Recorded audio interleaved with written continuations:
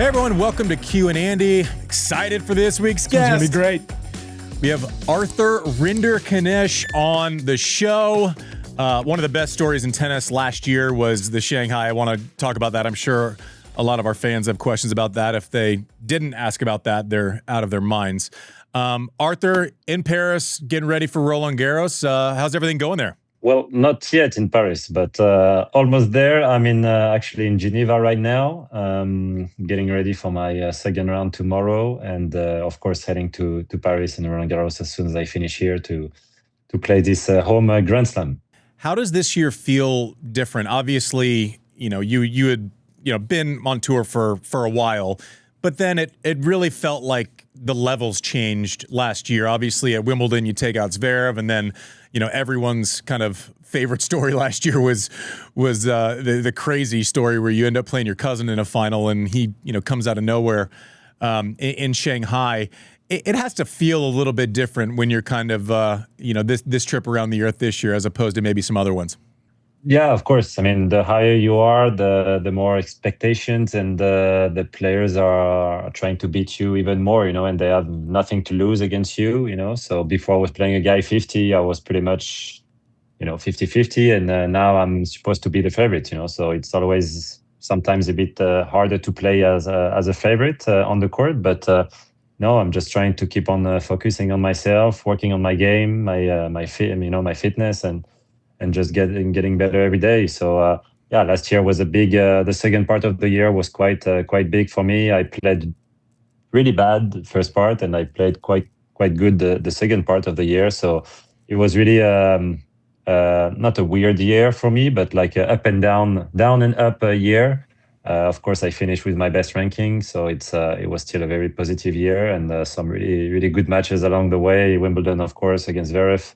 The crazy 2 weeks in Shanghai with Val, also, pretty much a lot of great matches and cool weeks with my team. So really enjoy last year, and hopefully we're gonna have a lot of great memories again for this year. As I watch your game, obviously the things you do well, the ball you flatten out pretty well, you come forward really well. Obviously you serve really well. You run that second serve in on the body as well as anyone kind of on earth right now. It's a non-traditional, you when you kick it up, it feels like you're setting up that one that you kind of run in.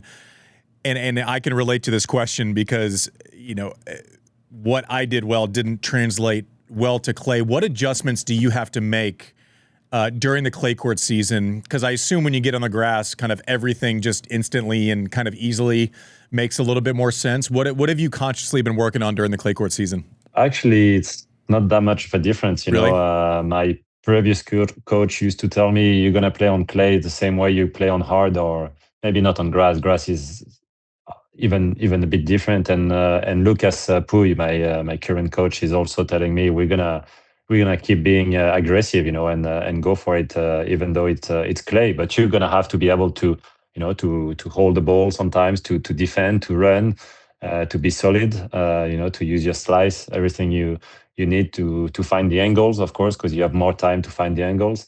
But yeah, the serve. I would say the serve is probably the thing that changed the most between clay and grass, for example, because grass you're gonna slice it a lot more. When clay, you're gonna kick it a lot more, because the ball is gonna jump on the second serve, even jump out wide to the back end, at least for the righties, and they're gonna jump to the body, to your face. When on grass, you try to slice it and keep it low to the body, or low to the forehand side for the righties again. So it's the serve is I think has to be adjusted to put your game and.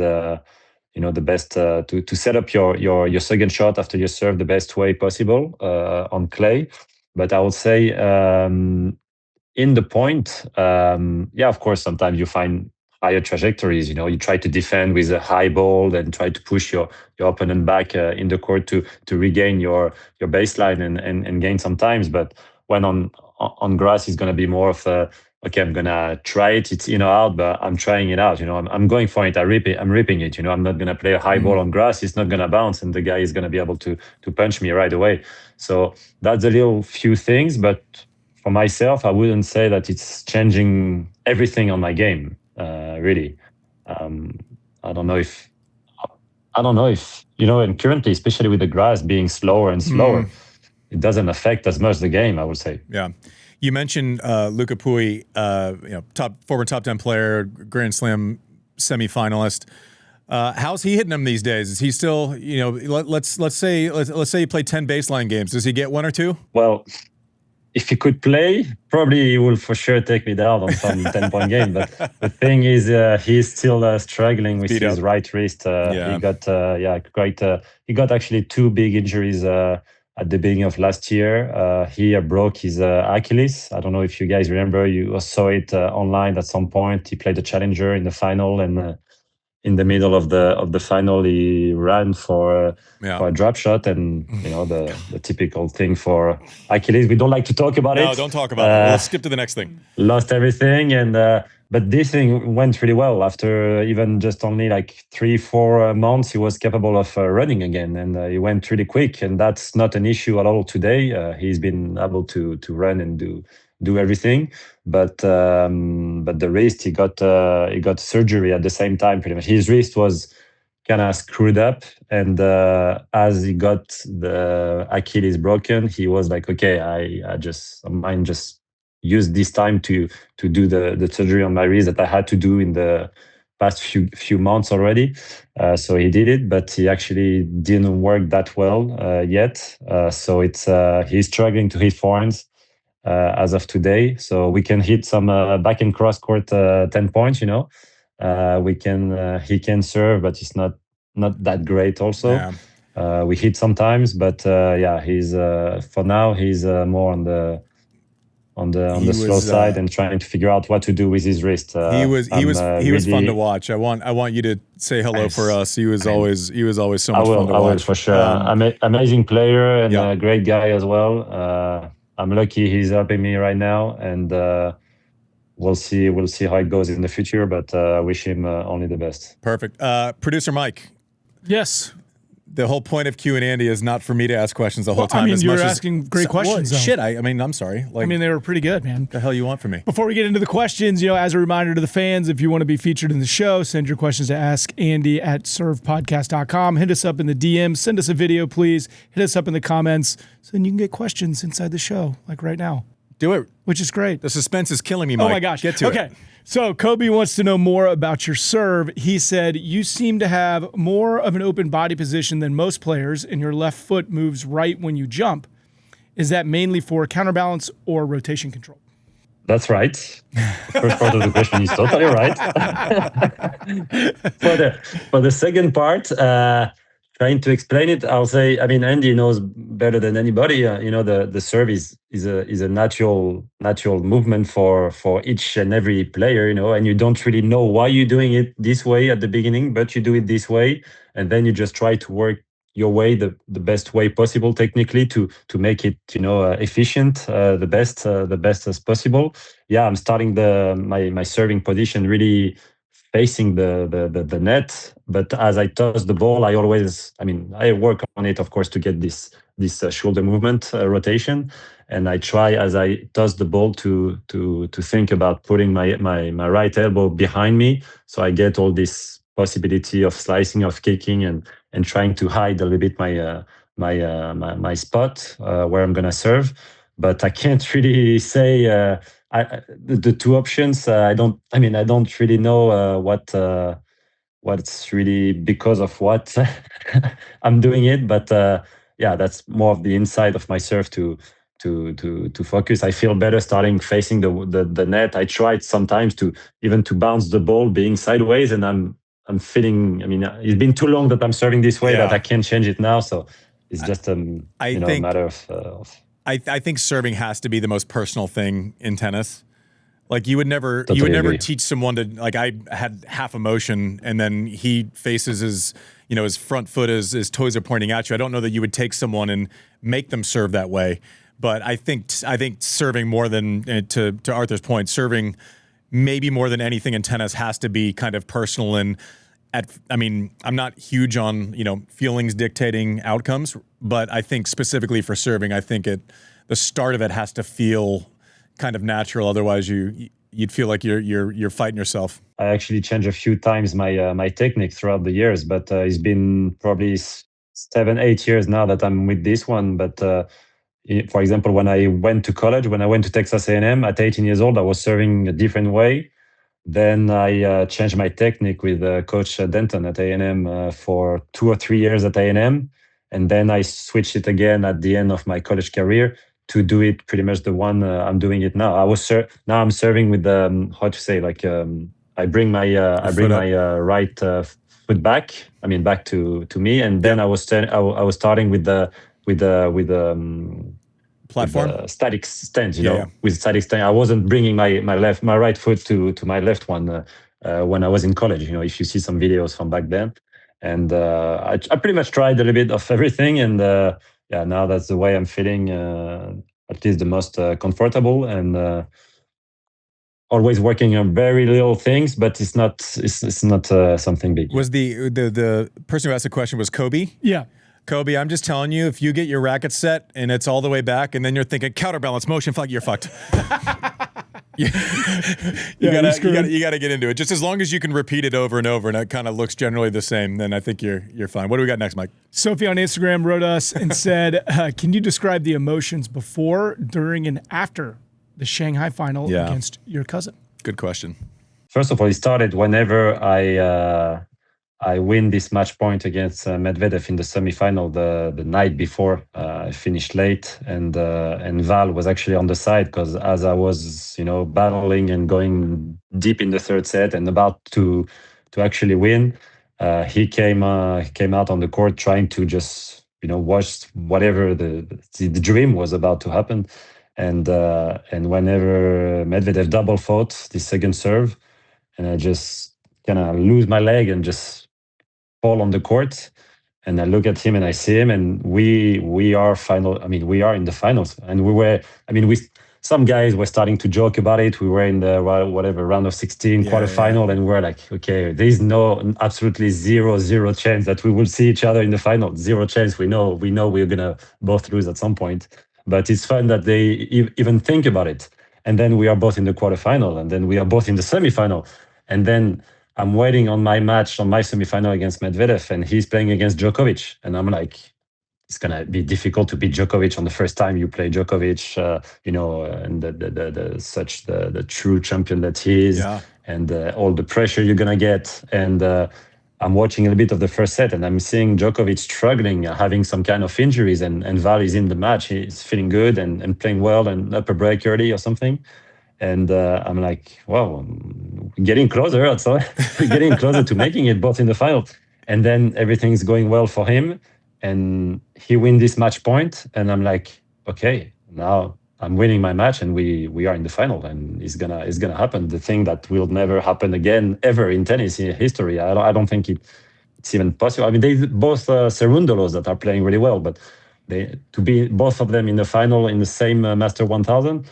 It's another story, but I was like, okay, now I beat Medvedev. We are there, and I'm starting not too great. I'm feeling the nerves a little bit, and then I switch the match around and win set 2 and set 3, and we are there. And it was a tough night because I finished late. All the adrenalines had to get rid of it to be able to fall asleep, thinking of course about the final, about the whole situation. Actually feeling all right before the match. I was waiting for the match. I couldn't wait anymore. I was ready to go right away for the final after the semifinal. Even though I was dead tired, I wanted to play as soon as possible. I couldn't wait anymore. It was just so long that I started the match well, and I was actually the very little bit of freshness that I had in my body left. It was for the beginning of the match, and quickly I was, because I played back to back the last 3 matches. Fought a lot against Medvedev, really physical match, and it was hot and humid, of course. So then Val took the second and the third. He played really well, and the ceremony, the trophy ceremony was quite difficult. With everything that happened during the 2 weeks. Of course, we started crying. Myself first. I was not cramping the 2 weeks, but I cramped on the stand or whatever during the ceremony. So that was even more difficult because I sat down for a few minutes and then I tried to stand up again and my quad started, pulling. So anyway, and and after we actually didn't spend time together because I booked my flight trying to go back home as early as possible. And 5 minutes after the trophy ceremony, I was in the tournament transport to go to the Shanghai airport, and I flew right away. And I actually got the flight for pretty much 2 minutes. It closed 2 minutes after we arrived because the final was still quite long, and the ceremony was quite long as well. So I was like, okay, if we play less than 2 hours, it's gonna be fine. If we play about 2 hours, it's gonna be tight. We played 2 hours. The ceremony was quite long, and I was able to make it and took the flight. Of course, the flight back was difficult. I was so happy for Val, for the family and everything. Thinking about myself, of course, I wanted the best trophy possible. But it was still, amazing week. Great result for me. A lot of great wins against huge players. So it was also confirmation, for me that I was capable of being at this stage. I was going to get my new best ranking and everything. So a lot of things to keep on building for the following weeks and this year. I think one of the reasons, obviously, the story of Val going through qualies and showing up and not being, within the 2 months, 8 weeks prior, he had lost a guy's rank like 650 in the world. Like it's the craziest story ever. But also, I think the reason why people gravitated towards the story is because I think the two of you handled it with such class the whole way. So I think you guys, on top of just the story and, I guess the unlikely nature of something like that happening, I think you two did yourself a real service by the way that you all dealt with it and acted. Also, while you're telling that story, I tried to think through how bad your body must have felt to go from cramping on the stand straight into a flight overseas that last however many tens of hours. That must have felt great. What else we got, Mike? So Megan had a question for you. She said, with your family so ingrained in tennis, your father's a director of a tennis club in Paris, your mom is a former pro, did it ever feel like tennis was just expected of you, or was it always a genuine passion? Well, as you said, my parents were both into tennis. I was on the court probably. I was 4 or 5 years old. I was already on court. It was a small club next to Paris on clay, and I was going. My mom was teaching tennis, and I was going on the side as she was teaching. I was using my little toy, my little cars toy, whatever, and I was going up and down on the clay, on the the bag of clay, whatever. And really quickly, of course, I grabbed the racket and started to hit with her a few balls, and that's how it started. I was playing a lot of soccer as well, being young. Started early as well. I was actually probably better at soccer than tennis, younger. But at like 12, 13 years old, I had to decide between the two sports because I couldn't handle both of them anymore. I was, every single day I was doing one or the other. And it was quite difficult with the school being, more and more intense. So I picked tennis because pretty much of the family. It was more of a natural choice for me to pick tennis, considering my parents and even some other members of my family. I don't regret it at all. It was, brought me so much, and can't complain about anything. But I'm still a big, soccer or football fan for the Europeans, and follow it a lot. It's my second passion. But that's how it started. Pretty much, I will say. So cool. It's so cool. Michelle DM'd us and asked us, what is an advantage of coming from college tennis that the people on tour who play juniors might have missed? I think they miss some years where you can have a lot of fun. Don't put pressure on yourself, on your mind. Being 18 years old, traveling every single week, pay for it, putting pressure on your parents financially also, and just experience something that is team matches, pretty much team matches. You play with your brothers, and that's totally true. I wouldn't change anything that I did for any cost. And tomorrow, if I could come back to college and get this experience again, I will do it because I really loved it so much. And I often say it, but without college tennis, without Texas A&M, probably I wouldn't be the player I am today, and probably not playing tennis anymore today. So it helped me a lot because I wasn't in the best top French players when I was 18 years old, and my only options to keep on playing was to go to the States. And I was really lucky. Texas A&M welcomed me the best way possible, and the coaches had some great experience. Steve Denton, the first one. So he helped me, and they helped me to develop my game. Take the time. I was also really skinny. My body wasn't ready to play the circuit at all at this age. And we worked on my fitness. We worked on my game. I developed, and being 20, I was a junior. And Steve told me, you know what? I think you should give it a shot because you have a lot of capabilities to do something on the tour. And having my diploma, I could just relax and enjoy playing the tour without putting pressure on myself. And if it doesn't go well, then I'll move on and do another job. So it's I think it's a great path for any players that is not top 5 ITF juniors, I would say. I'll just make an assumption here. He lands with that French accent. I'm sure that did him a lot of favors there. Go ahead, Mike. I was actually going to ask you a follow up. I'm like, what was the culture shock like going to Texas A&M? Yeah, we've all been to College Station. Yeah. What was that like?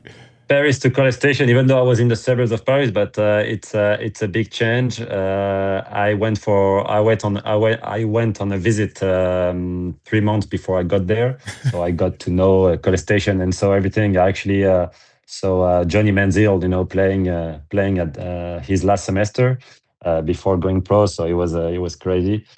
Great weekend there, and of course I loved it and committed right away. But yeah, it was a big difference, especially because when I arrived, there was no team members that were speaking French, at all. So I was only, and out of the 10 or 11 guys, it was 9 Americans, which changed a lot in the following years. I came, then my cousin came, then we had Carlos, who was a Canadian, speaking French. A few athletes also were speaking French. So we got to speak more French throughout the years. But when I got there, it was only Americans, pretty much Texans also. So it was a big jump for me. At the beginning, I couldn't understand much, especially not talking at all. Even though when I was saying something right, sometimes they were making me repeat again and again. I was like, I don't understand. I think that makes sense what I'm saying. And they were like, we got it, but your accent, we couldn't understand. So then I had to adjust the accent in a second time. But it was I would say for 2-3 months, it was a solid process. But I'm glad it went well. I had a great welcome when I arrived, and everything went well. So it was great. Listen, the college system has created a lot of really good pros. That's the deal now. And people develop at different times. Some people are ready at 18. Some people aren't ready till they're 24, 25, and we see that more and more and more. So listen, it used to be an outlier. Now we have, guys are cruising from college to top 30 and playing Masters 1000 finals seemingly all the time now. Arthur, let's say that you have a teammate from A&M coming over to watch you at Roland Garros. They're trying to find a place on Airbnb. What neighborhood are you telling them to stay in Paris? You want to be not that far from Roland Garros, if possible. You want to enjoy the city as much as possible, but you want to be close so you don't hit the traffic that can be pretty bad sometimes. Roland Garros is pretty much 50-50 between Paris, of course, and Boulogne-Billancourt, which is a little city next to Paris. And it's across these two cities, so this city of Boulogne-Billancourt is actually really, really nice. It's next to the Bois de Boulogne, which is the park or the wood next to Paris, the bigger one, famous one. So it's a really cool city to have Airbnb there, I would say, because you can walk to Roland Garros. You can take the metro, the train, and go into Paris in 20 minutes. And you can also go for a run, for a jog in this Bois de Boulogne right next to it. And it's you can bike, there's one or two little lakes, you have some restaurants. And it's I'll say it's a good setup. Otherwise, you go to the 16th district of Paris. That's the one that is connecting to Roland Garros and the closest one to the site. And you will be even closer to the city center of Paris. I'm pretty sure that I know one thing for certain is that the food in Paris is better than in College Station. I've just been thinking that, and it's different. You don't get you're this. right. You don't get this barbecue. It is fucking different. Barbecue It is absolutely different. That is. Andy's a Texan. Different I'm a type. Texan. I can say this. that. I can say it about. I'm 30 years in Texas, so I'm allowed to say it. And you experience Paris quite a lot. Listen. I ate my way through Paris last time I was there. I'll tell you that. Listen, same teammates coming. You told them where they're staying. Where are we eating? Where are you taking them? Restaurant-wise, you will pretty much never go wrong. I mean, Ever. you go in, Ever. you go on Google or whatever. You check the rates. It's always, of course, if you see something, it's the 3.2 out of 5, then you will be okay. Maybe this one we have a problem, but a lot of restaurants are at least 4.5. And you have all type of food in Paris. It's you have. I personally really like Greek or Lebanese. Oh, cool. Like the type of food I really like. Yeah. Of course, you have amazing Italians. For the address, I don't have one on top of my head like this, but it's really, really easy to find. I got an Italian. Great Go to Stresa. cultural food. In the Golden Triangle. Yeah. Stresa? Stresa's legit. It's two twins. I hope they're still healthy and well, but Andre took me there for the first time. That place is legit. Listen, Arthur, we've taken too much of your... Whoa. What? We have to do our last question. Oh, you're going to do the thing? Yeah. So we do this thing, and it's the random question of the day. Sean, hit the music. God damn it. Time for the random question of the day. People in the comments hate it, so I'm going to keep doing it. I hate it too. I'm getting afraid. Huh? This is a random question from Rafi. He asked, and I think this ties to what we were talking about earlier, what's the worst pronunciation of your surname you've ever heard? You know what? It's from the French people. Come on! Upset! Because it's German? It's coming from the French people because in France it's more of a German sound last name, So as soon as I go east of France and go to Germany, Belgium, Swiss, Austria, any of these countries, I say my name and they write it right away. I don't even need to spell it. In France, it's really difficult because you need to read it. You say it once, they try to repeat it. They can't even do it. Spanish and Italians, they can still somehow find a way and do it. In the States, it's not that bad. It's not that bad in the States. I can't believe I'm actually going to say what I'm about to say. Mike, it was a good random question of the day. I didn't see that answer coming. Yeah, Thank you. I've hated that little jingle for a long time. Arthur, we know you have to run. Thank you for squeezing this in. We know it's a busy week. On top of preparing for Roland Garros, you're still playing for a title in Geneva. Hope all of it goes well. Again, thanks for telling us a little bit about Paris, where to stay, what to do, giving us the biggest upset in Mike's random question of the day in history, that the people who have messed up his name the most are the Parisians and not the great folks in College Station, Mike. Thank you very much, Andy, and all the team. Cheers. Ciao, Thank guys. you. Honestly, I thought that was going to be our only random question of the day today. But Fuck off. we Now have you're just- one more. We asked people to send in video questions, and we got a video question Yeah, but that we have to play. Sean, roll the music one more time. This is getting ridiculous. Time for the random question of the day. Now This you're- one couldn't not be in the show. Now I don't know what it is. So I don't Now know. you're just trolling me. Yes, and whoever's in the comments. Sean, play the video. Well, Oh, Pammy! Andy, ask Andy. I heard yesterday when I was listening that you don't get enough video questions. So here I am, Pam Shriver, beside a lake in Italy having a 5-day reset retreat before I start some coaching work at Roland Garros. Here's my question. I'm really leaning into mindset coaching. Probably be the last professional pivot of my career. I'm still available sometimes as a broadcaster, but I love being a coach, and I'm focusing on between the ears. And I know through life experiences, through being a parent the last 21 years, suffering through a lot of grief in life, and knowing how to kind of recover, that I'm much better mindset-wise now than I ever was as a player. So my question to you, Andy, is describe your mindset now, and how it's changed since you were a U.S. Open champion and athlete on the ATP Tour. Great question. Okay. You know why I'm upset with you, Mike? Why? Because you're 2 for 2 in random questions of the day now. And I just wanted to... Thanks, Pam. I wanted to hate on it so much. One, what a treat. Love Pammy.